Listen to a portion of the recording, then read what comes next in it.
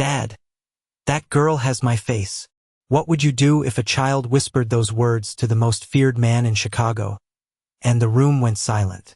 Vincent Moretti had spent 20 years in rooms where senators lowered their voices when he entered, where judges shook his hand too quickly, where powerful men measured their words as if standing near fire. Yet on that cold November night, beneath crystal chandeliers in the Grand Palmer Hotel, it wasn't a rival, a politician, or a billionaire who made Vincent freeze. It was a 7-year-old black girl in worn patent shoes and a blue dress slightly too small at the sleeves. The charity gala shimmered in gold and candlelight. String music drifted over marble floors polished enough to reflect the guests. Women in silk gowns laughed over champagne. Men in tailored tuxedos spoke in quiet circles. It was a kingdom of polished wealth, and Vincent Moretti sat at its center like a king carved from stone. 6'3", silver-threaded dark hair swept back, charcoal suit cut like armor. He wore authority as naturally as breath. People watched him without appearing to look. Fear had a way of making itself polite. And then Amara Brooks slipped through the crowd. No one noticed at first. Children did not belong near men like Vincent. Yet somehow she crossed the ballroom as if guided by something older than chance. Her small fingers touched his sleeve. Softly, fearlessly. Vincent looked down, annoyed for a fraction of a second, expecting security to remove whoever had wandered too close. But then Amara lifted her face. Wide dark eyes. Quiet, steady. Not pleading. Not afraid. She pointed toward the far wall where a foundation exhibit displayed photographs of missing children. "Dad?" she whispered, almost as if she'd known him forever. "That girl has my face." Vincent followed her finger and stopped breathing. In a silver frame beneath the spotlight was the photograph of a little girl from 20 years ago. Dark curls, round cheeks, eyes alive with impossible innocence. The face in that photograph was Amara's face. A wine glass slipped from someone's hand nearby and shattered against marble, but Vincent barely heard it. The ballroom. Noise faded into a distant hum. His pulse pounded in his ears like a warning from the grave. Because he knew that child. Or rather, he knew she was supposed to be dead. For one suspended second, the empire around him vanished. Nos chandeliers. No politicians. No bodyguards. Only the photograph. Only the child beside him. Amara tilted her head, studying his expression as if she saw the crack appear in a wall no one had ever breached. "Why do you look scared?" she asked. Vincent Moretti, who had stared down every threat without blinking, could not answer a little girl. Across the room, security finally noticed her and started moving forward. Her exhausted mother, near the service corridor, turned pale. Guests began whispering. An intruder. A mistake. Someone shouldn't be here. But Vincent did not move. His eyes were locked on a small silver locket around Amara's neck, half hidden beneath her dress collar. The crest engraved on it was unmistakable. The Moretti family crest. A symbol buried with blood and secrets. His hand trembled before he caught it. No one had seen Vincent Moretti shaken. No one until now.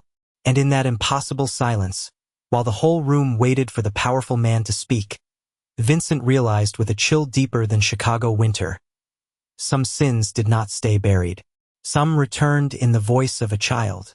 How do you judge a child when the most dangerous man in the room cannot stop staring at her face?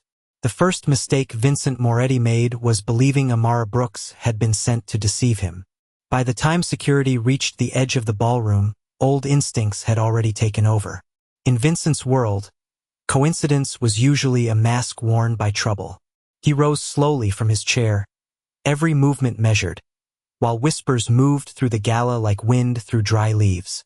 Guests who had once leaned toward him now leaned away, pretending not to watch. Amara's mother rushed forward, breathless, apologizing in a trembling voice, pulling gently at the little girl's arm. "I'm sorry, sir. She didn't mean anything." But Amara didn't move. She looked up at Vincent as though she had asked the simplest question in the world. That unsettled him more than anything. Children were supposed to shrink from men like him. This one stood still. "Take the child home," Vincent said coldly to his head of security, though his eyes never left the locket at her neck. The command sounded firm. Inside, something was slipping. As Amara was led away, she turned back and asked, "Why did you look sad at the picture?" No one in that ballroom could remember the last time someone had spoken to Vincent Moretti like that. The room held its breath. He gave no answer. But before midnight, Vincent had already made another decision. He ordered discreet surveillance on Amara and her mother. Not out of tenderness. Out of suspicion. He told himself this was a setup. Some elaborate scheme. Someone had found a child who resembled the old photograph and planted her. It was the only explanation Power could accept. But over the next week, what his men brought back did not fit a trap. They brought ordinary miracles. Grainy photographs of Amara splitting a peanut butter sandwich with a homeless veteran near the Red Line station. A report of her staying after school to help another child tie a broken backpack strap. Security footage from a laundromat where she sat on a plastic chair stitching a tear in her mother's coat with tiny careful hands. Vincent stared at those reports longer than he should have. This was not manipulation. This was dignity surviving on almost nothing. And still he resisted. "Everybody has a performance," he muttered. But one rainy afternoon, his driver stopped near Southside by Vincent's order. He watched from inside a black sedan, while Amara walked home carrying groceries almost too heavy for her small arms. Halfway down the block, she stopped to hand an apple to an old man sitting beneath a bus shelter. Then she smiled at him with the same bright, effortless kindness Vincent had not seen in decades. Something inside him shifted. A hairline fracture. Yet the real blow came later. His private investigator placed a velvet pouch on Vincent's mahogany desk. "We got a clearer image of the locket." Vincent opened it. Inside was a photograph enlargement. Silver, worn smooth by years of touch. On it, engraved faintly but unmistakable, was the crest of the Moretti family. His family.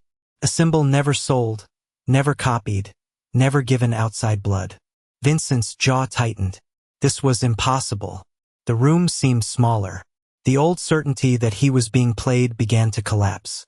For the first time, the powerful man had to consider a truth more frightening than betrayal. What if the child was not part of a lie, but part of a past he had judged too quickly and buried too soon? He leaned back in silence, staring at the crest, hearing again her small voice in the ballroom. "Dad, that girl has my face." And somewhere beneath layers of guarded instinct, Vincent Moretti felt something unfamiliar begin to stir. Not fear. Something far more dangerous. Doubt. What if the child you mourned was never buried at all? Vincent Moretti did not believe in ghosts. Yet for 7 nights he barely slept, because every time he closed his eyes, he saw the photograph on that ballroom wall and the face of Amara Brooks overlapping until they became one. Chicago winter pressed against the windows of his lakefront penthouse, snow drifting over the city lights, while a question he had spent 20 years avoiding began breathing again. Who had lied to him? In the old days, Vincent had learned never to reopen sealed wounds. Buried truths had a way of waking enemies. But something stronger than caution pushed him backward into memory.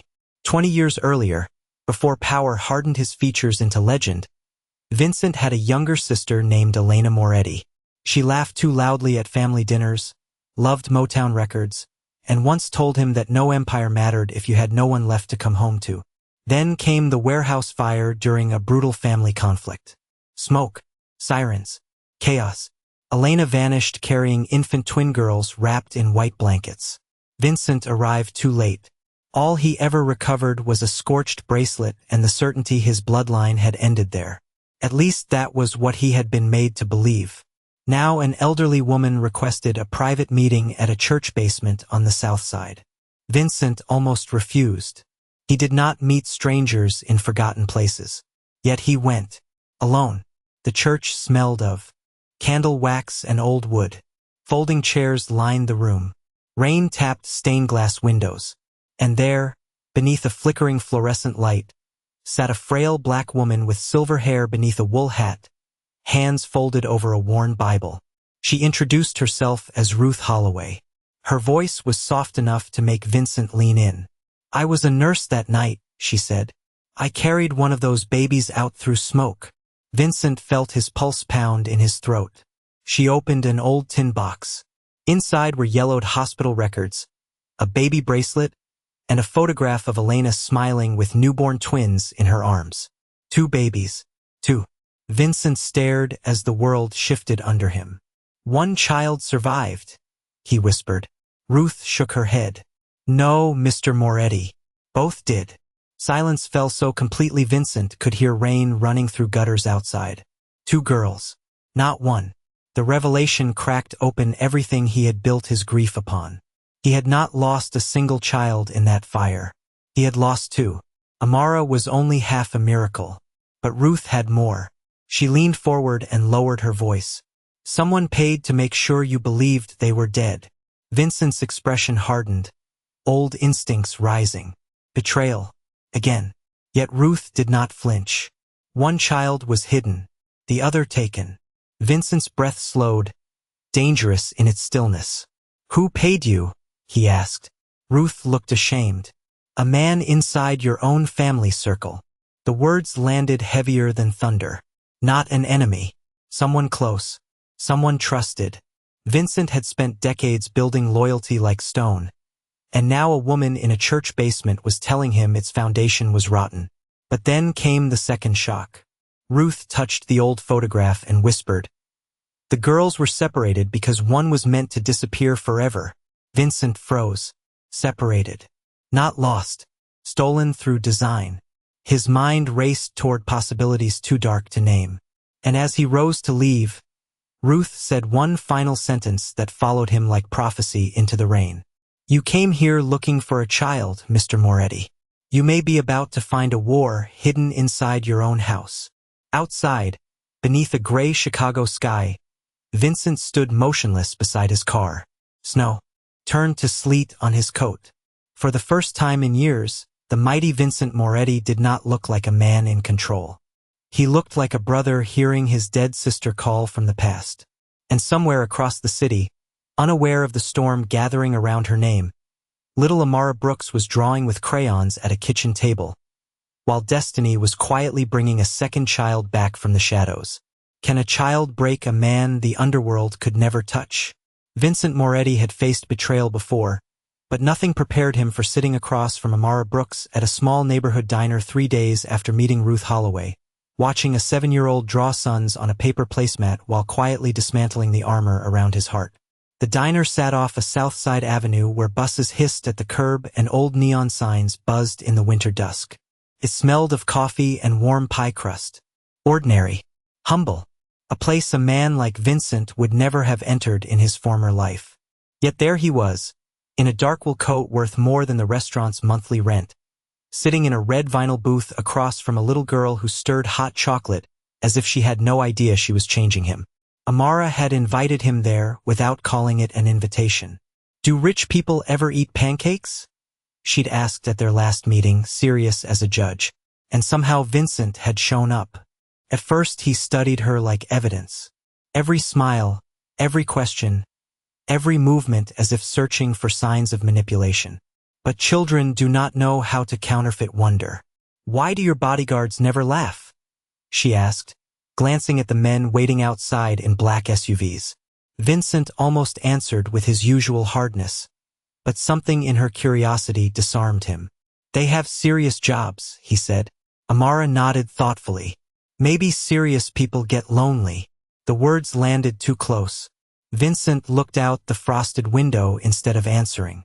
For years powerful men had praised his strength. No one had ever accused him of loneliness. Then Amara beat him at checkers on the laminated table and smiled as though defeating a mafia boss was perfectly normal. "You let me win?" she asked. Vincent gave a rare half-smile. "No," she laughed. It startled him how much warmth one child's laugh could bring into a life built of marble silence. Weeks passed. Their meetings became unspoken ritual. Chess in Vincent's library. Hot dogs from a ballpark vendor. A snowy walk along the lake where Amara tried catching flakes on her tongue. Each encounter made the distance between empire and innocence feel unbearable. The crack inside him widened. Then one afternoon in the mansion's study, While old records lay scattered across his desk, Amara wandered among leather bookshelves, tracing gold titles with her fingers. She stopped before a portrait of Vincent's late sister Elena. "She looks sad," Amara whispered. Vincent stiffened. "You knew her?" she asked. He nodded once. Silence gathered. Then came the question that struck deeper than any accusation. "If you were so strong," Amara asked softly, "why couldn't you save the people you loved?" Vincent froze. No enemy had ever wounded him with a sentence. Yet a child did it without meaning harm. His throat tightened. The room felt suddenly too small. He had spent 2 decades building power to outrun that exact question.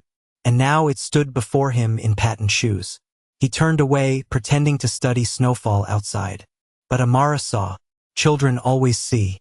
She walked closer and placed her small hand on his sleeve exactly as she had at the gala. "You look sad again," she said. He could not hide it this time. The great Vincent Moretti, feared across cities, felt grief rise like something alive. Then came a knock. His most trusted advisor entered carrying a file from the private investigation. Vincent opened it absent-mindedly, until one photograph slipped free. À surveillance image. A teenage girl in another state. Dark curls. Familiar eyes. A face almost identical to Amara. Vincent's breath caught. The second twin. Real. Alive. But before he could process it, Amara looked at Elena's portrait once more and whispered words that seemed to stop time itself. "Maybe people don't lose family," she said. "Maybe they just take longer to find them."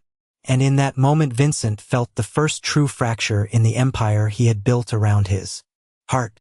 What happens when the man you trusted more than blood turns out to be the one who stole your blood? Snow drifted against the tall windows of the Moretti estate as Vincent Moretti prepared for the private dinner no outsider ever saw. The long mahogany table where captains, advisors, and old loyalties gathered beneath antique chandeliers. It was a room where fortunes shifted over espresso, where whispers carried more weight than speeches. But tonight something colder than Chicago winter sat at the table. Betrayal. Vincent entered in silence, tailored black suit sharp as judgment, his expression unreadable. Around him sat the men who had built an empire beside him. Among them, at Vincent's right hand as always, sat Dominic Falcone, silver-haired, composed, the consigliere who had stood beside Vincent for 20 years. Mentor, confidant, almost family, almost. No one noticed the old photograph hidden inside Vincent's leather folio. No one knew Amara Brooks had spent that afternoon in the mansion library drawing 2 girls holding hands beneath the sun, whispering, "Families are supposed to find each other." Her crayons still lay on Vincent's desk when he walked into the dinner. Those words had followed him. The meal began with ritual politeness. Crystal glasses, linen, quiet conversation about shipping routes and charity boards. Yet Vincent barely touched his food. He watched Dominic, measured him, remembered every year of loyalty now poisoned by doubt. Finally Vincent set down his glass. The sound echoed. The room stilled. 20 years ago, he said softly, someone lied to me about my sister's children. No one moved. Dominic's hand paused above his wine. Vincent slid the old photograph across the table. Twin infants in Elena's arms. One child returned, Vincent said. The other was hidden. His voice lowered. More dangerous in softness than rage. Someone inside this room made that happen. Air seemed to leave the room. Capos exchanged uneasy glances. Then Vincent looked directly at Dominic. Tell them. The old consigliere's face barely changed. That frightened the others more. Long seconds passed before Dominic leaned back and exhaled as if tired of carrying a secret. I did what was necessary, he said. No denial. No panique. Just truth laid bare. Silence hit like thunder. Vincent did not blink. Necessary? Dominic's voice remained calm. You were grieving, impulsive, weak. The family needed stability. I made sure you stayed dependent on guidance. The words were almost gentle, which made them colder. Men at the table stared as if watching the earth split open. Vincent's oldest loyalty had just confessed to engineering his greatest loss. But the deeper shock was still waiting. Dominic folded his hands and said, "One child was hidden for protection. The other was placed where even you would never look." Vincent's jaw tightened. "Where?" Dominic held his gaze. "With the Romano Syndicate in Detroit, a rival family." For years Vincent had viewed them as adversaries in business and legacy, never knowing his blood had grown under their roof. The revelation froze the room. But Dominic was not finished. He leaned forward. "That girl is alive." Even hardened men at the table looked shaken. Vincent felt something inside him go perfectly still. Not fury, something heavier, a fatherless grief becoming purpose. One capo muttered a prayer under his breath. Another lowered his eyes, because everyone understood history had just changed. Yet Vincent did something no one expected. He did not order punishment. He did not raise his voice. He stood, walked slowly around the table, stopped behind Dominic, then spoke so quietly every man leaned in. "You stole children to control a broken man." He stepped back. "Tonight you lose the only thing you worshipped." He removed Dominic's signet ring from the council ledger and set it on the table. "Exile by silence. Worse than wrath." The old consigliera's face finally cracked. And as Vincent turned toward the door, Dominic called after him with one final poisoned truth. "Ask Amara why she recognized you first." Vincent stopped. The room held its breath. Dominic smiled sadly. "The child knew before you did. She saw your crest and kept waiting for you to remember." Vincent froze mid-step. Vincent Moretti realized the child had not entered his empire by accident. She had come to wake it. In this emotionally gripping cinematic story, a powerful American mafia boss and a brave little black girl are drawn together by a buried family secret, lost bloodlines, and a destiny neither can escape.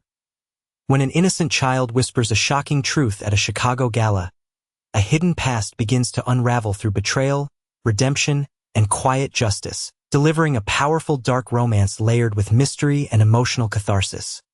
As the feared crime boss confronts old sins, secret twins, and a trusted betrayal within his empire, the bond with the little girl slowly cracks open his guarded soul, transforming power into protection in a story rich with dark romance tension, dramatic irony, and moral redemption. From marble mansions to South Side diners, from silent confessions to frozen revelations, this unforgettable dark romance explores found family, legacy, and the moment dignity humbles power. Viewers who love emotional storytelling, mafia redemption arcs, hidden identity twists, and cinematic dark romance will be pulled into a journey where innocence reshapes an empire and a child becomes the conscience of a king. Filled with shocking twists, mystery, protective devotion, and heart-stopping revelations, this dark romance story blends family secrets, underworld intrigue, and emotional healing into a powerful YouTube drama.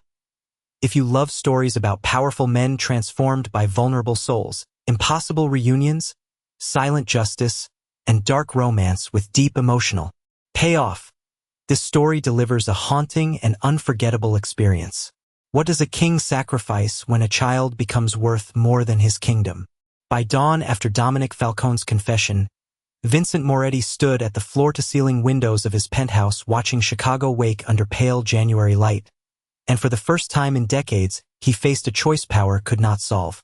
Keep the empire untouched, or risk it all for two lost girls. Men had built legends around Vincent because he never hesitated. But that morning hesitation was all he knew. On his desk lay Amara Brooks's crayon drawing of two sisters holding hands. Beside it, intelligence reports from Detroit. Across from it, the ring Dominic had surrendered. 3 symbols: family, betrayal, judgment. Then Amara's voice echoed in memory. Families are supposed to find each other, and something irreversible settled inside him. By noon, the empire moved not for territory, not for profit, but for a child. Black SUVs rolled from quiet garages. Trusted men who once protected shipments now followed school routes and church leads. Old informants received one order only: find the second girl. No one dared question why the mighty Moretti machine was suddenly searching for a child. But whispers spread. The boss had changed. At a private gathering in the mansion library, Senior Kapos pushed back. Detroit will read this as weakness, one warned. Another said old rivalries would wake. Vincent listened in silence, one hand resting on the chess piece Amara had once used to beat him. Then he spoke. If protecting a child looks weak to you, you've misunderstood strength. The room fell still. No one argued again. Yet outside the empire, another danger stirred. 2 black sedans had been seen near Amara's school 3 days in a row. Too many questions being asked. Too much interest in one little girl. Vincent's instincts sharpened. He changed her route home, added discreet protection. But when Amara noticed a driver waiting after school, she frowned and asked, "Why do grown-ups act scared when they love someone?" Vincent had no answer. Instead, he took her that Saturday to Lake Michigan, where wind curled off gray water and gulls rode the cold air. Wrapped in a wool coat too big for her, Amara skipped beside him on the frozen shoreline. "Are we looking for my sister?" she asked suddenly. Vincent stopped. He had never told her. "How did you know?" Amara shrugged. "Because when people look at old pictures and cry, they're usually missing somebody." He stared at her, stunned again by the way children step over truths adults circle for years. Then came the deeper blow. She touched the crest ring on his hand and said quietly, "I knew we belonged together because your ring matches my locket." Vincent froze. Dominic's final words were true. She had recognized him first. A child had been waiting for a man powerful enough to remember love. But peace lasted only moments. One of Vincent's men approached discreetly with urgent news. A lead in Detroit. The second girl may be living under another name with ties to the Romano syndicate. Real. Close. Reachable. The world seemed to tilt. Yet before Vincent could absorb it, Amara slipped her small hand into his. "If we find her," she whispered, "don't let her be scared." That simple plea struck deeper than any oath ever sworn to him. Protect her. Not win. Not conquer. Protect. And in that moment Vincent Moretti made the choice that would shock everyone who had ever served him. He would risk the empire. He would walk into rival territory if he had to. He would trade pride for blood. As dusk fell over the lake, he looked at the little girl beside him and understood something terrifying and beautiful. Power had not made him a guardian. A child had. And somewhere in Detroit, another girl who carried his sister's eyes had no idea an empire was already moving toward her.